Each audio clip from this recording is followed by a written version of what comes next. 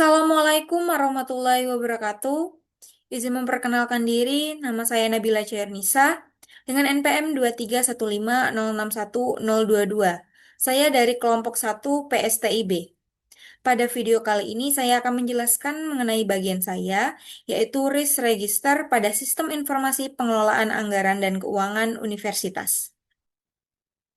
Dalam proses pengembangan sistem informasi pengelolaan anggaran dan keuangan universitas, dilakukan identifikasi terhadap berbagai risiko yang berpotensi menghambat jalannya proyek.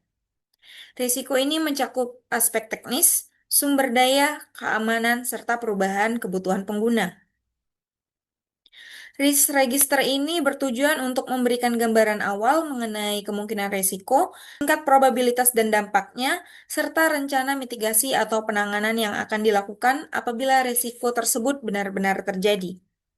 Di sini saya sudah rangkum beberapa risiko yang berkemungkinan akan terjadi.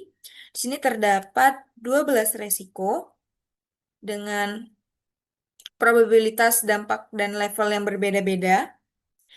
Jadi yang pertama di sini ada keterlambatan dalam pengumpulan kebutuhan sistem dari pihak universitas.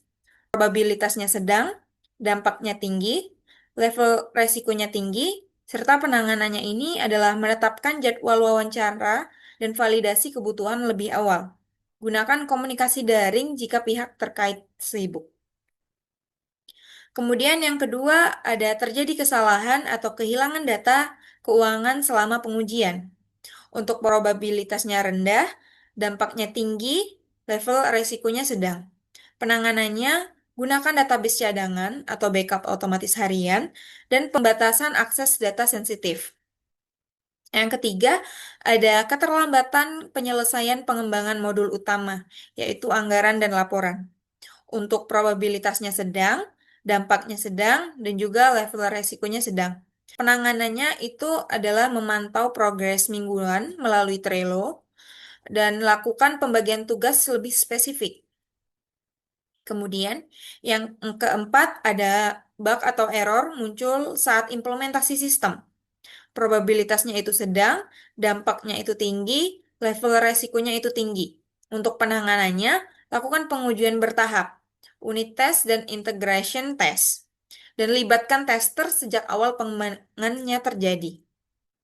Kemudian, yang kelima, ada pengguna akhir atau staf keuangan, itu kesulitan mengoperasikan sistem baru, yang mana probabilitasnya ini tinggi, dampaknya sedang, dan level resikonya ini sedang.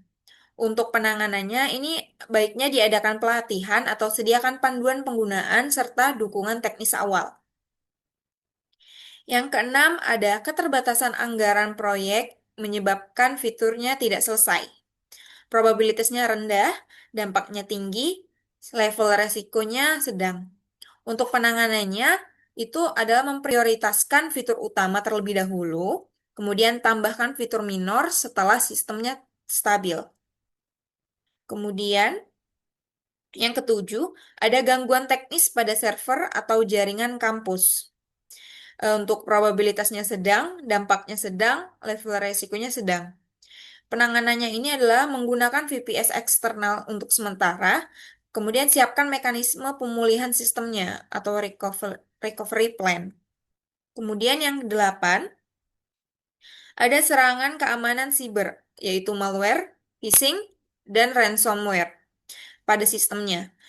Untuk probabilitasnya ini rendah, dampaknya tinggi, dan level resikonya ini sedang. Untuk penanganannya ini baiknya menggunakan firewall, SSL, autentifikasi berlapis, dan monitoring aktivitas login yang mencurigakan. Kemudian yang kesembilan, ada perubahan kebutuhan mendadak dari pihak universitas. Untuk probabilitasnya itu sedang, dampaknya itu tinggi, level resikonya itu tinggi.